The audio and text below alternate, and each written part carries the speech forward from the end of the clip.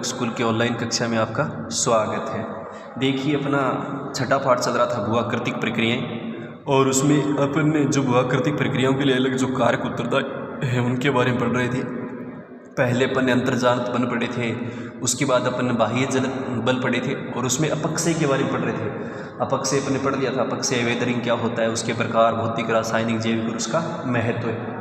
उसके बाद चल रहा था अपना वृत्त संचलन या मेस मोमेंट जिसको कहते हैं, कि वृत्त संचलन के अंतर्गत क्या आता है। कल अपन ने पढ़ा था कि वे सभी संचलन आते हैं जिसमें सैलों यानी जो चट्टानें होती हैं उसका क्या होता है, वृत्त जो मलबा होता है बड़ा, वो गुरुत्वाकर्षण के प्रभाव के बाद यानी जैसे ढाल होता है उस क्षेत्र में देखें तो जैसे गुरुत्वाकर्षण जो बल होता है उसके प्रभाव के कारण देखें तो ढाल के अनुरूप क्या होता है, स्थानांतरित हो जाता है। यानी जैसे ढाल होता है उसके अनुरूप आगे बढ़ जाता है, स्थानांतरित हो जाता है।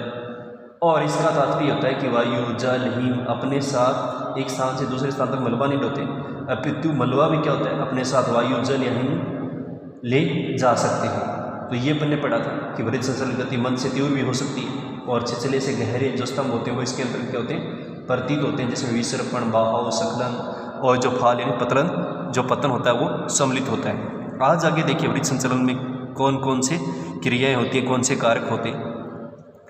कि वृत्त संचलन में गुरुत्वाकर्षण शक्ति सहायक होती है, यानी गुरुत्वाकर्षण जो बल होता है वो इसमें क्या करता है, कार्य करता है, सहायता करता है। जो मेस मोमेंट अपन पढ़ रहे हैं कि जो बड़े स्तर पर देखें तो इन पदार्थों का स्खलन हो रहा है, ये पदार्थ आगे बढ़ रहे हैं। तथा कोई भी भूआकृतिक कारक यानी कोई भी जो भूआकृतिक कारक इनको प्रभावित करने वाला, जैसे प्रवाहित जल, बहता हुआ जल, हिमानी, बर्फ, वायु या लहरें समुद्र में या समुद्री धाराएँ होती, वो वृत्त संचलन की प्रक्रिया में यानी वृत्त यानी मेस मोमेंट की जो प्रक्रिया होती है, क्रिया होती है, उसमें सीधे रूप से सम्मिलित नहीं होती, यानी सीधे रूप से तो क्या होती है उसमें शामिल नहीं होती।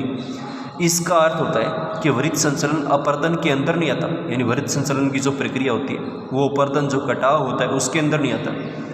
यद्यपि पदार्थों का संचलन यानी यद्यपि देखा जाए तो जो पदार्थ होते हैं उनका जो संचलन होता है वो गुरुत्वाकर्षण बल की सहायता से एक स्थान से दूसरे स्थान को क्या होता है, होता रहता है। दोबारा से देखिए, थोड़ा सा कठिन है ये कि वृत्त संचलन या जो मेस मोमेंट होता है, संचलन का मतलब गति करना, अपने स्थान से खिसक कर आगे की तरफ बढ़ जाना, दूसरे स्थान की तरफ गति करना। तो इसमें गुरुत्वाकर्षण शक्ति सहायक होती है, यानी जो गुरुत्वाकर्षण बल होते हैं वो जो शक्ति होती है वो इसमें सहायता करती है, सहायक होती है। तथा कोई भी जो भू आकृतिक कारक होता है, यानी कोई भी जो भू आकृतिक कारक हैं, जैसे बहता हुआ जल, प्रवाहित जल है, हिमानी बर्फ है, वायु है या समुद्री लहरें वगैरह हैं या समुद्री धाराएं हैं, वो वृत्त संचलन की जो प्रक्रिया होती है, क्रिया होती है, उसमें सीधे रूप से क्या होती है, सम्मिलित नहीं होती, यानी सीधे रूप से वो भाग नहीं लेती जो मेस मोमेंट की प्रक्रिया या वृत्त संचलन की प्रक्रिया। तो इसका अर्थ ये हुआ कि वृत्त संचलन अपर्दन के अंदर नहीं होता, अपर्दन में जहाँ कटाव हो रहा है हवा के द्वारा, लहर के द्वारा, समुद्री धाराओं के द्वारा, वहाँ उसके अंदर नहीं होता है। यद्यपि पदार्थों का संचालन यानी यद्यपि देखा जाए तो जो पदार्थ होते हैं उनका जो संचलन होता है वो गुरुत्वाकर्षण बल की सहायता से देखें तो एक स्थान से दूसरे स्थान को क्या होता रहता है। आगे देखिए, ढाल पर पदार्थ बाधक बलों के प्रति अपना प्रतिरोध प्रस्तुत करते हैं, यानी ढाल जिस क्षेत्र में होगा वहाँ पर जो पदार्थ होते हैं जिसमें जो बाधक बल होते हैं उनके प्रति क्या करते हैं, अपना प्रतिरोध करते हैं, यानी उसके विरोध प्रतिरोध करेंगे, बल दिखाएंगे, प्रतिरोध प्रस्तुत करते हैं। एवं तभी असफल होते हैं जब बल पदार्थों के अपरूपण प्रतिरोध से महानांतर होते हैं, यानी जब ये कम काम करेंगे बल, जब अपरूपण यानी इसके लिए जो अपरूपण जो प्रक्रियाएं होती हैं, जो बल दिखाती है प्रतिरोध, उससे क्या होते हैं, महांतर यानी उससे बड़े होते हैं। असंबद्ध कमज़ोर पदार्थ यानी असंबद्ध इससे जुड़े हुए टूटे हुए जो कमज़ोर पदार्थ हैं, छिछले स्तर वाली शैलें हैं, छिछल कमज़ोर जिनका स्तर है, परतें जिसमें पाई जाती चट्टानें हैं, भ्रंश, विभंग होना, टूटना, और तीव्रता यानी बहुत तीव्रता से देखें तो झुके हुए संस्तर यानी झुके हुए जो संस्तर हैं, परत हैं, खड़े भृगु किनारे को बोलते हैं, तीव्र ढाल वाला क्षेत्र है, पर्याप्त वर्षा होती है, इन क्षेत्रों में मूसलाधार वर्षा हो सकती है या वनस्पति का अभाव होता है, पेड़ पौधे नहीं पाए जाते, वो वृत्त संचलन में क्या होते हैं, सहायक होते हैं। यानी ये सब क्या करते हैं, जो मेस मोमेंट की प्रक्रिया है या जो ये वृत्त संचलन की प्रक्रिया इसको बढ़ा देते हैं। दोबारा से देख लो कि ढाल पर पदार्थ यानी जिस तरफ ढाल होगा उस तरफ देखें तो जो पदार्थ होते हैं वो बाधक बलों के प्रति यानी जो बाधक इसमें बाधा पहुंचाने वाले जो बल होते हैं उसके प्रति देखें तो अपना प्रतिरोध प्रस्तुत करते हैं। प्रतिरोध का मतलब उसके विरुद्ध देखा जाए तो एक विरोध, एक रुकावट क्या करते हैं, प्रस्तुत करते हैं। एवं तभी असफल होते हैं जब बल पदार्थों के अपरूपण प्रतिरोध से महानांतर होते हैं। और जब भी देखा जाए तो ये बल पदार्थों के अपरूपण यानी अपरूपण की जो प्रक्रिया है उसमें प्रतिरोध यानी जो विरोध करेंगे उससे महानतर होते हैं, उससे बड़े होते हैं।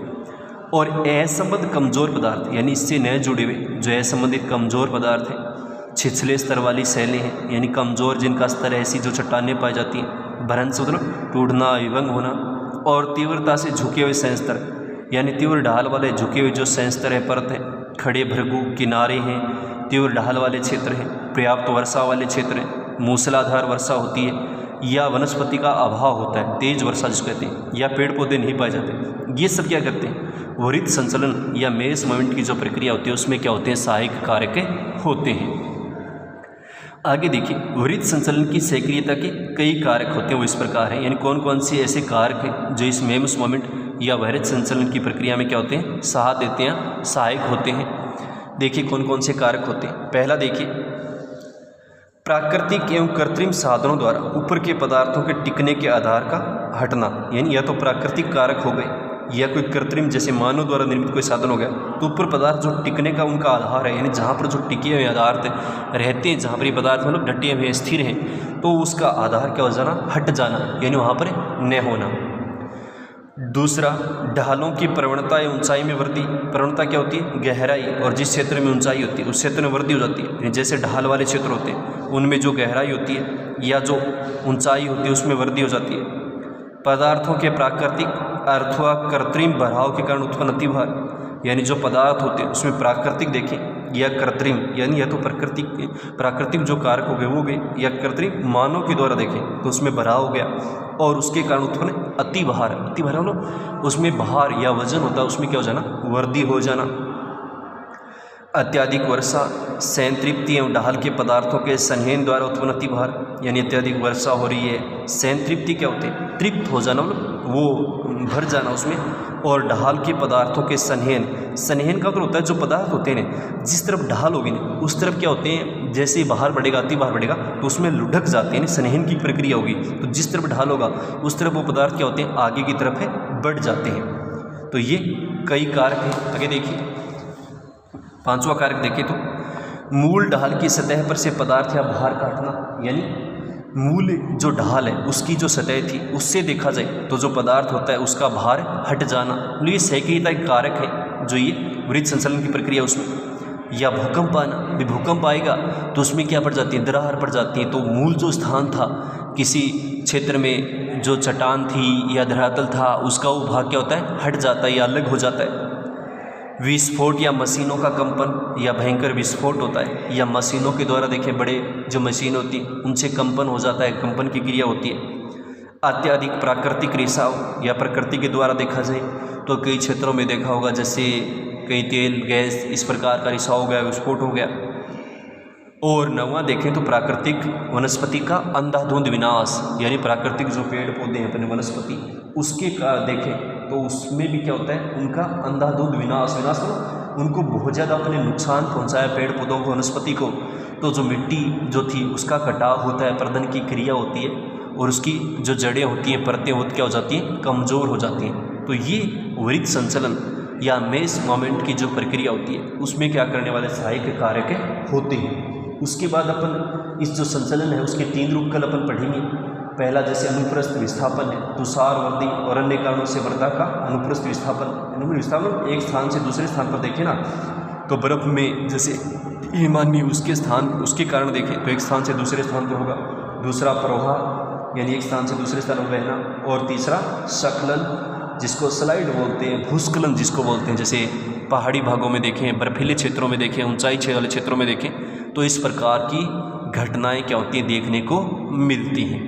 तो ये वृत्त संचलन था और वृत्त संचलन के सक्रियता के कारक थे, तो अच्छे से याद करना है। कल अपन इनके जो कौन कौन से रूप हैं वो अपन पढ़ेंगे। और सोमवार से आपकी स्कूल भी लग रही है तो बस भी आएगी, तो स्कूल भी आप नियमित रूप से बाढ़ना उसमें, और क्लास में आपको अच्छे से समझाया जाएगा पहले पार्ट से।